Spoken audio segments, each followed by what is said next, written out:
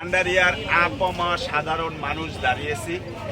আমাদেরই বাংলাদেশ জাতীয়তাবাদী ছাত্র দলের সাবেক সহসভাপতি পিরোজপুর জেলা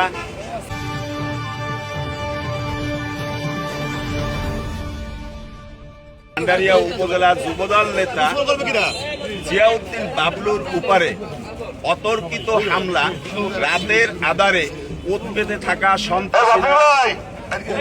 পেতে থাকা সন্ত্রাসীরা তার উপরে অতর্কিত হামলা চালিয়েছে। তাকে খুন করার জন্য এই হামলা চালিয়েছিল। আল্লাহর রহমত, আল্লাহ তার হায়াতে বাঁচিয়ে রেখেছেন।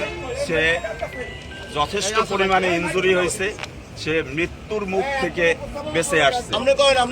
আমরা ভান্ডারিয়ার সকল মানুষ দলমত নির্বিশেষে তার জন্য দোয়া করি, আল্লাহ তাকে সুস্থতার সহিত নেক হায়াত দান করুক। এবং আমরা প্রশাসনের কাছে আইনের প্রতি শ্রদ্ধা রেখে প্রশাসনের কাছে আমরা জিয়াউদ্দিন বাবলুর উপরে হামলাকারী ওই সকল সন্ত্রাসীদের গ্রেপ্তার করে আইনানুগভাবে বিচারের দাবি জানাচ্ছি। ধন্যবাদ সকলকে।